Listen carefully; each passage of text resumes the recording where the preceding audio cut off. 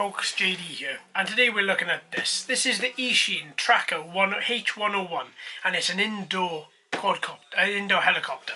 So let's open this up and have a little look. Okay, so just to let you know, there's not going to be any ties holding this down. I've already flown it. I've done this a little bit backwards. Normally I look at the unboxings first and then I do the flight.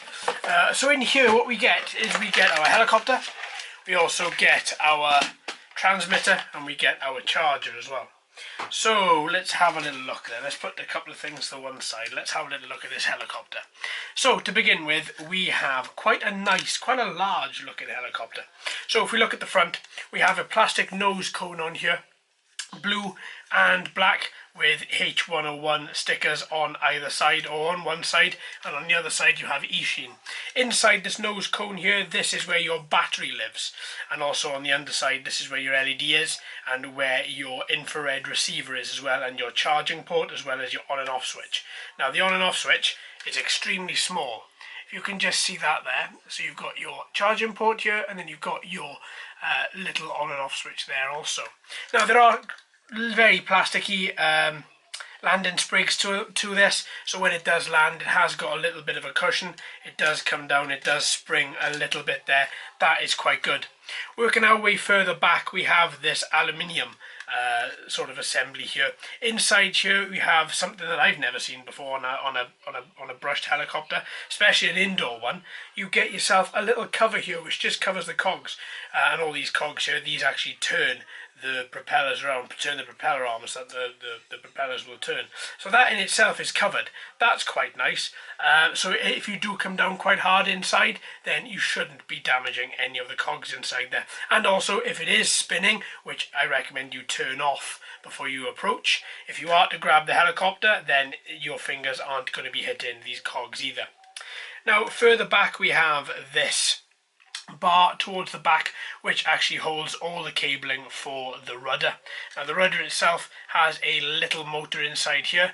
If you look on the underside, you may just be able to see a little tiny bit of a cable on the inside there. 90% of the cabling, actually I'd say 98% of the cabling runs inside here.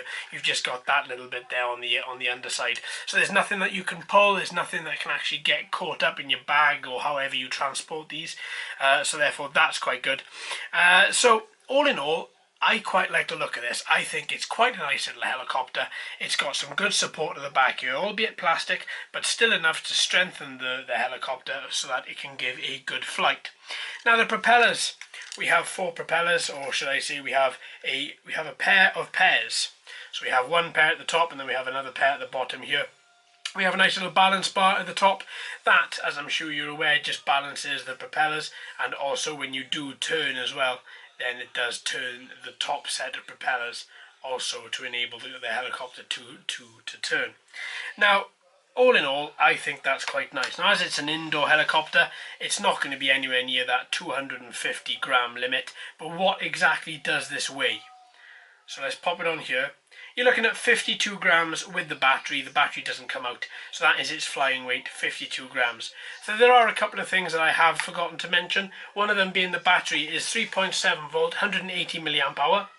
The flight time is between 6 and 7 minutes after a 30-minute charge, and the control distance is 10 meters. So obviously, because this is infrared, you're not going to get the full 10 meters. I would say you would probably get maybe 2, 3 if you were very lucky.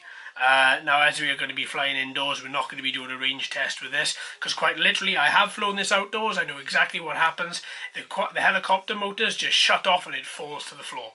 I have got that video. Let me know in the comments if you want to see it, and I'll put it together. If I don't hear from you, I probably won't. So there we go. So that is the helicopter. It looks quite nice, feels quite nice, is really quite sturdy. It's flexible where it needs to be flexible, and sturdy where it needs to be sturdy. All in all, I like that. Right, so we have the charger. Quite simply, it is an easy assembly. It is quite simply just enough for you to just plug that in there and leave it charged for the allotted time, 30 minutes. And then we have the transmitter. Now the transmitter is one of these that would have allowed charging should you have had the cable inside here, but this unfortunately does not allow charging. So you have your on and off button at the top, you have your modes button here for A, B and C, you have your on button, your status LED, and then you have your on and your charging LED as well. That's not used in this particular model because you can't charge off here. The tool shoulder buttons as well are dead buttons, they don't do anything at all. You have your standard left and right analog sticks just for giving you throttle and then turning the helicopter around. In the back we need 6 AA batteries in order to power this. Now, as I have said previously, this charger does not allow USB charging of any sort, so therefore you are going to have to ensure that the batteries inside here are fully charged before you take off. The batteries inside here will last you a very, very, very long time. It's more than 3 or 4 flights of this particular helicopter. Honestly, I think it'll last you at least 10, but I haven't tested that. So there we go, so that's the transmitter. So all in all, in this package, this is what you get. You get your helicopter, you get your transmitter, and you get your USB charger as well. So there we are, folks. Thank you ever so much for watching and listening. I've been JD. You've been fantastic as always. If you haven't already, please like and subscribe. Hello and welcome to all the new subscribers. I hope you're enjoying the channel. So until next time, my friends, happy flying.